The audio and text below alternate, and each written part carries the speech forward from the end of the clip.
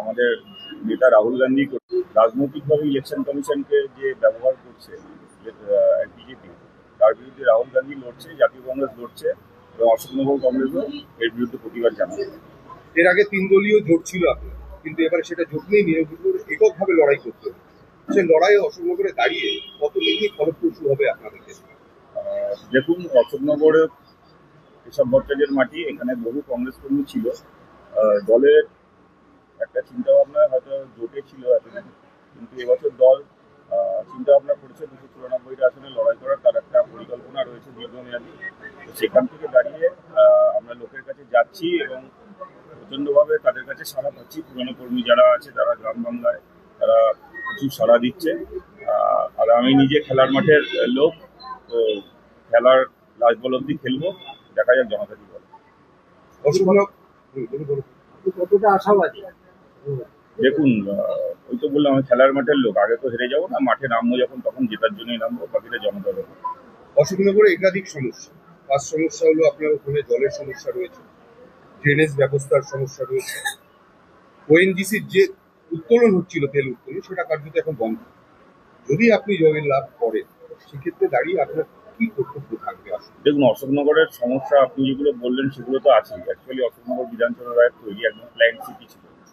সমস্যা বলতে এখানে প্রচুর এমন স্কুল কলেজ ছিল যেগুলো এখন বন্ধ হয়ে গেছে। এই গভর্নমেন্টের আমাদের সরকারি স্কুল প্রায় 8,500 সরকারি স্কুল বন্ধ, আমাদের অশোকনগর তার মধ্যে রয়েছে কিছু স্কুল। সেগুলো যার ফলে প্রত্যন্ত গ্রাম অঞ্চলে কিছু মানুষজন তাদের বাচ্চাদের পড়াশোনা করাতে অসুবিধা হচ্ছে, সরকারি স্কুলে আমার পড়াতে পারে না। তো সেই স্কুলগুলো যাতে আবার চালু করা যায়।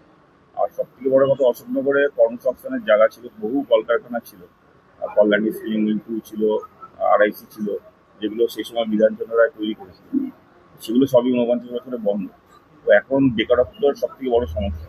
তো আমার চেষ্টা কর্মসংস্থান নিয়ে লড়াই করা এবং হাবড়া অশোকনগরের যত ছেলেমেয়েরা রয়েছে কাজের জন্য বাইরে বাইরে যাচ্ছে, কর্মসংস্থান ওখানে তৈরি করা।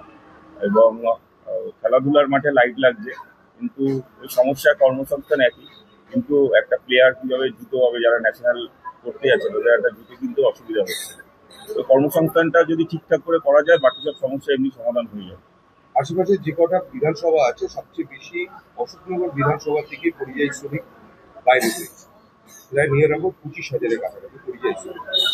সেই পরিযায়ী শ্রমিকদের ক্ষেত্রে কেন তারা আজকে বাইরে রয়েছে, এই বিষয়ে না, ওটা তো আমি আগেই বললাম যে অশোকনগরে যদি কর্মসংস্থান ঠিকঠাক থাকে, যদি আমরা এই কারখানাগুলো খুলতে পারি, তাহলে অশোকনগরের লোকেদের বাইরে যেতে হবে না, এখানেই কর্মসংস্থান পেয়ে যাবে। আর কংগ্রেস দল সবসময় কর্মসংস্থান এবং করার চেষ্টা করে এবং কর্মসংস্থান নিয়েই লড়াই করবে, যাতে আগামী দিনে ছেলেমেয়েরা এখানে দিয়ে চাকরি পায়। এখানে কি বাইনারি হচ্ছে আপনি মনে করেন?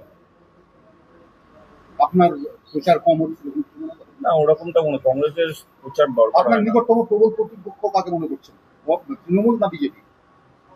নিকটতম? দেখুন, নিকটতম তো না, সবাই প্রতিদ্বন্দ্বী করতে নেমেছে, যে যার মতো লড়াই করছে। আমি আমার মতো লড়াই করবো, তারা তার মতো লড়াই করবে।